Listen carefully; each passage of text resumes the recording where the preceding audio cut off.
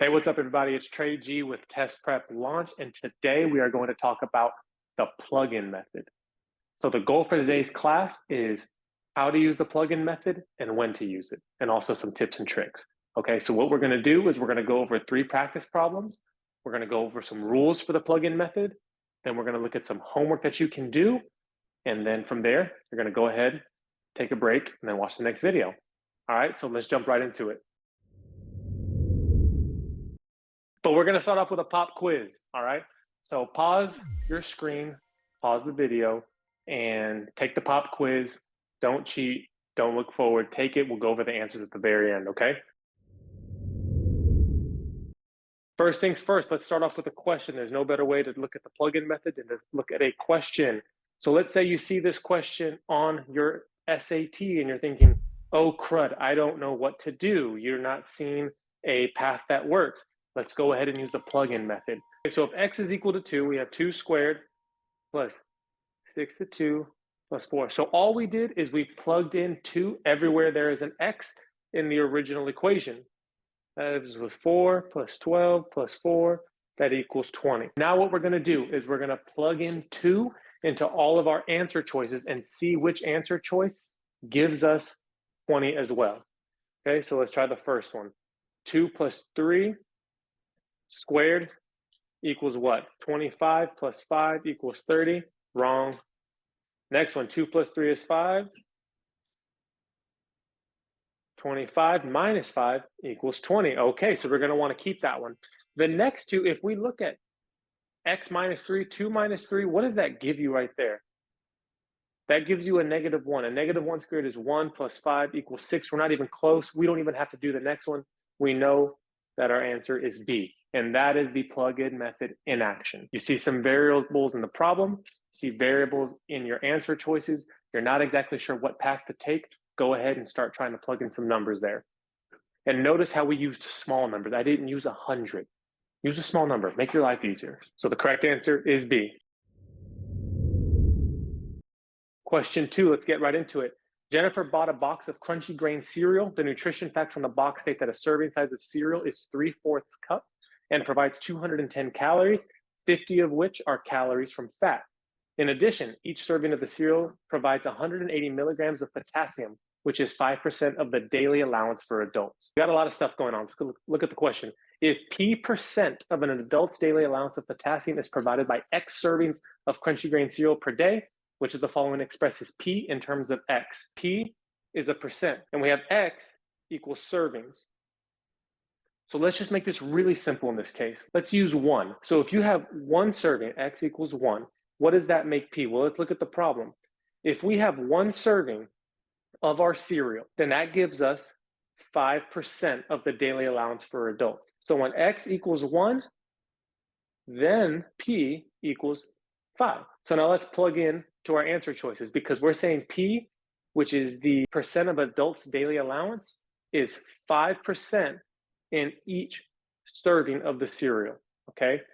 So 0.5 times 1 equals what, 0.5? Does that equal 5? No, because remember, P is a percent. So we want P to equal 5, not 0.5, okay? We see B is correct. If we do the other two, we get 0.05. That's not equal to 5 either, because remember, that would be P would equal to 0.05%, okay? And we don't want 0.05%, we want 5%. So D is not going to work either because you're going to get something greater than 1. In this case, we know that 1 serving is 5%. It's not even close to greater than 1, okay? So the answer is B. Again, had a lot of things thrown our way. We just went ahead and made a relationship where P is a percent, X is servings, and we just said, let's plug in 1. Correct answer, B. Final question. This one's a little tougher. Pause it, try it for yourself first, and then hop back in. So the relationship between X and Y can be written as Y equals MX, where M is a constant. That means M is not going to change. M is like 1, 2, 3, 1/2, 3/4, whatever. It's a constant. If Y equals 17, when X equals A, what is the value of Y? Y equals what? When X equals 2A. Let's start at the top. Y equals MX, and that equals 17. and x equals a, so we can rewrite this as MA equals 17, right? Let's go ahead and plug in for M. Let's make M 17, and let's make A, in this case, 1, and that's going to give us 17.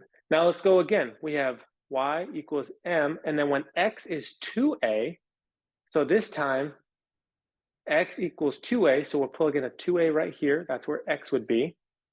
What would y equal? Well, we said a is equal to 1 at the top here when we use the example, a equals 1. So if we said 17, m is equal to 17, let's try this again. 17, 2 times 1, 17 times 2 equals what? 34. There's our answer. Now remember, there are other ways to solve this, and as we go on through other videos, you'll see other ways we can algebraically manipulate this equation. We could have easily done some other things to get to the answer, but if you are stuck and you need a way out, basically, and you don't know where to go, but you see that the question has a lot of variables at the top, and you can start using numbers, because in this example here, we had that y was equal to 17, and then we had y was equal to mx.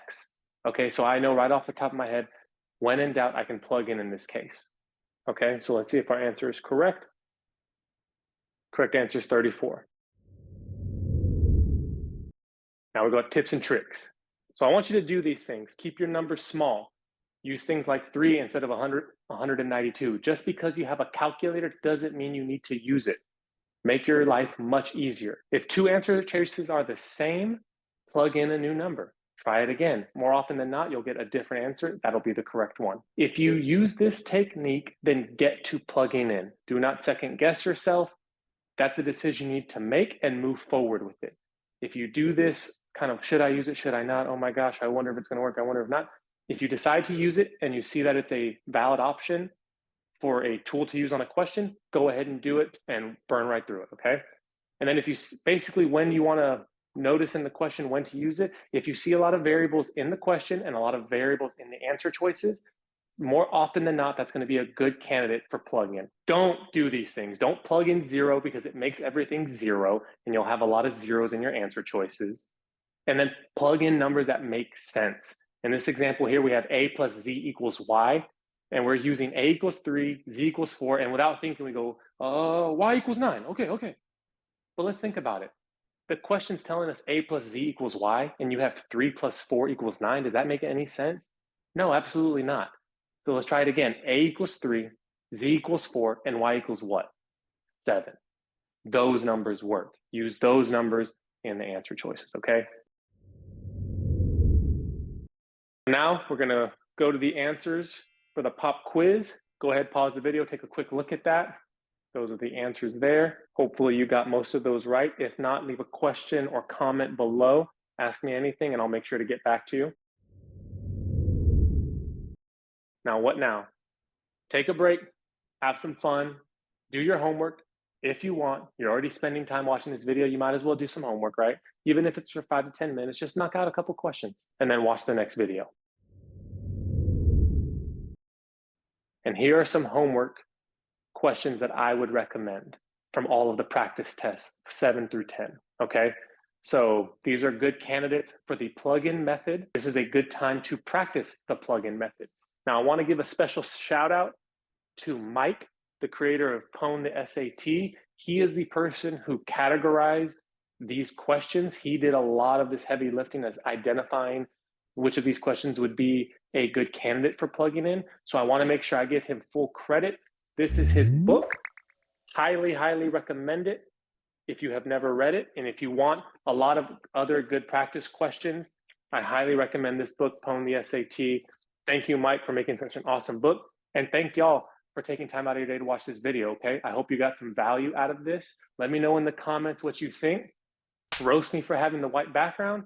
And again, if you're trying to remember like that plug-in method, what is it? It's like this thing where you put, just remember the old Glade commercial that existed before you were born.